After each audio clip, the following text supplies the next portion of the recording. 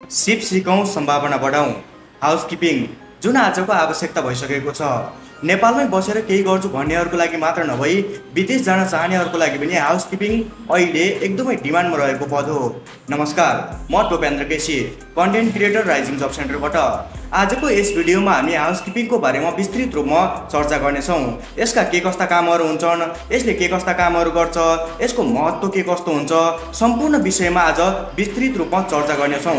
So भिडियोलाई अन्तिमसम्म हेर्नुहोला। भिडियोको मुख्य प्रसङ्ग सुरु गर्नुभन्दा पहिले हामी यो बुझौँ कि हाउसकिपिङ के हो त।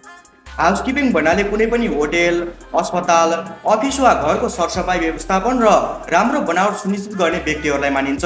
यसको मुख्य उद्देश्य भनेको मानिस बस्ने, सुत्ने वा काम गर्ने ठाउँलाई सफा, सुरक्षित र व्यवस्थित बनाउनु हो। एन्ड हाउसकिपरहरू प्रायः hotel, resorts, airport, shopping mall, विभिन्न कम्पनीहरूमा खटिएका हुन्छन्। भिडियोको सेकेन्ड पार्टमा हामी हाउसकिपरका कामहरूको बारेमा कुरा गर्नेछौँ।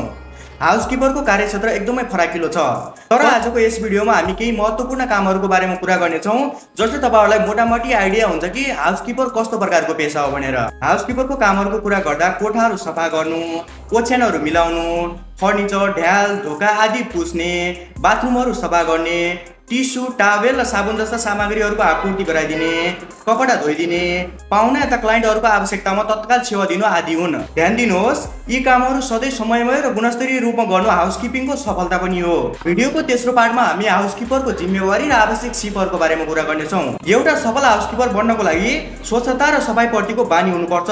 समय व्यवस्थापन सिप त अति नै महत्त्वपूर्ण हुन्छ।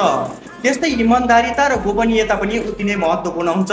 त्यस्तै ग्राहकहरूसँग राम्रो व्यवहार गर्न सक्ने क्षमताको साथै केही आधारभूत अङ्ग्रेजी भाषा वा त त्यहाँको स्थानीय भाषा बुझ्न सक्ने क्षमता हुनुपर्छ। भिडियोको चौथो पार्टमा हामी हाउसकिपिङको महत्त्वलाई एकदम सरल भाषामा बुझ्ने कोसिस गरौँ। नेपालमा धेरै होटेल, अस्पतालहरू, रेस्टुरेन्टहरू, लजहरूमा हाउसकिपिङको भ्याकेन्सी खुलिरहेका छन्।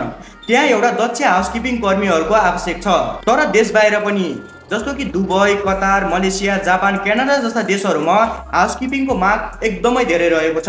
यदि तपाईँले राम्रो तालिम र सिप सिक्नुभयो अनि हाउसकिपिङलाई आफ्नो प्रोफेसन बनाउनु भयो भने तपाईँलाई खाना बस्नको सुविधा, राम्रो स्यालेरीहरू लगायतका विभिन्न सुविधाहरू पनि तपाईँ पाउन सक्नुहुन्छ, जसले तपाईँहरूको करियरमा स्थिरता ल्याउनुका साथै तपाईँहरूको वैदेशिक यात्रालाई पनि सफल बनाउनेछ। हाउसकिपिङ तपाईँहरूको लागि सम्भावना हो भने आजको आवश्यकता पनि हो। That's it. तपाईँहरूलाई भिडियो कस्तो लाग्यो आफ्नो राय कमेन्ट गर्न नबिर्सिनुहोला। यदि भिडियो मन परेको भए भिडियोलाई लाइक अनि च्यानललाई सब्स्क्राइब गर्न नबिर्सिनुहोला। भेटिन्छौँ यस्तै अरू भिडियोको साथमा।